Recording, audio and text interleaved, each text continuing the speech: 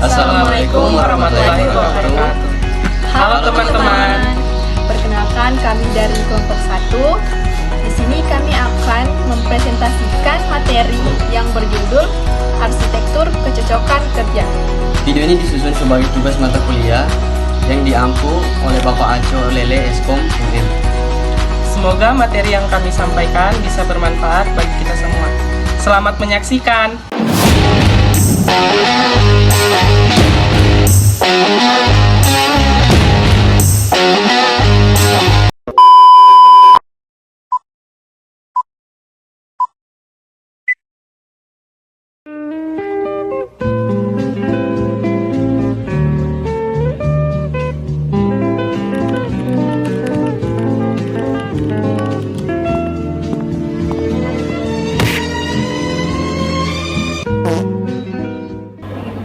Pagi Diki.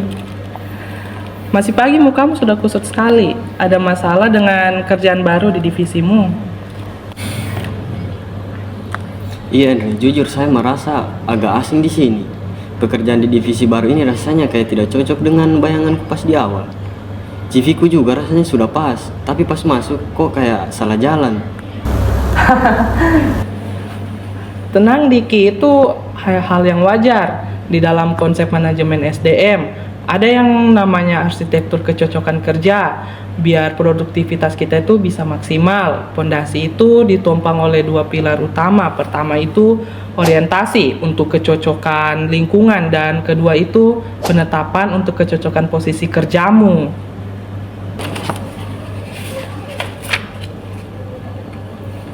Orientasi dan penempatan.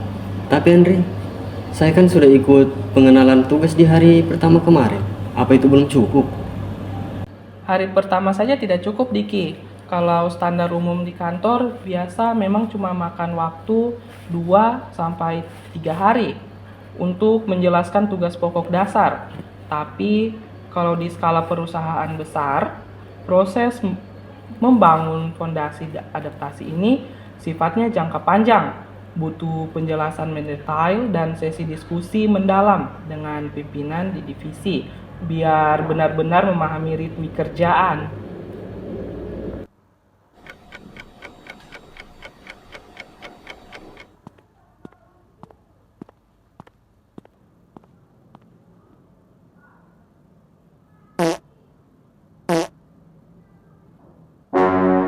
Diki, Andre, kebetulan sekali kalian kesini ya.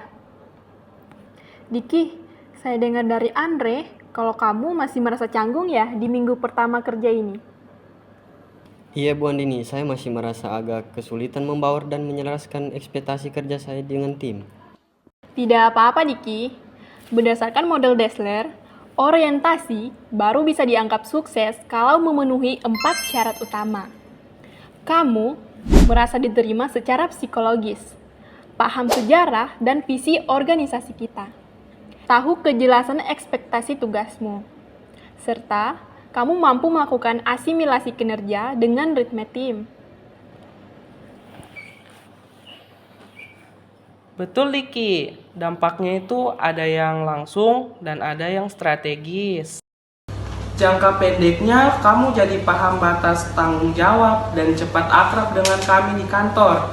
Nah, jangka panjangnya, perencanaan kerja kita jadi lebih rapi. Kamu makin loyal dan ujungnya produktivitas kerja sendiri yang meningkat tajam.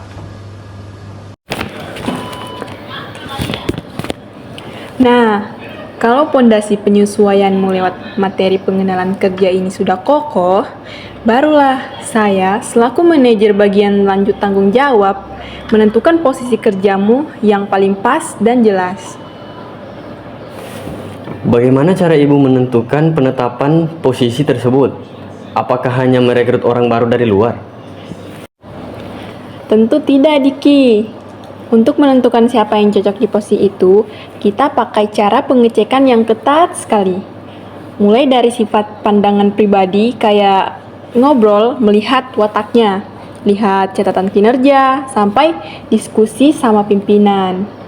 Ada juga yang berupa angka dan hasil tes, mulai tes potensi akademik, tes kepemimpinan, sampai cek kesehatan fisik dan batin.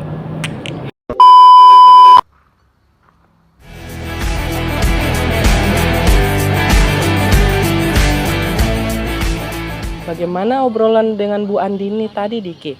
Sudah mulai paham kan arah penempatan kerjamu ke depan? Sangat paham Andre. Sekarang saya sadar kalau proses evaluasi ini menentukan lintasan kerjanya kita. Kalau kinerja kita melampaui ekspektasi perusahaan, jalurnya adalah promosi naik jabatan. Tapi sebaliknya, jika kapasitas kita belum siap, jalurnya bisa berupa demosi. Kalau kita bisa belajar kembali di posisi yang lebih sesuai demi kebaikan bersama. Luar biasa, Diki. Karena pada akhirnya orientasi dan penempatan itu seperti dua roda gigi yang berputar tanpa henti, membentuk langkah infinity. Ketika keduanya saling mendukung secara dinamis, maka hasilnya adalah kinerja operasional maksimal, perkembangan karir karyawan yang mulus, serta jalannya perusahaan yang super efisien.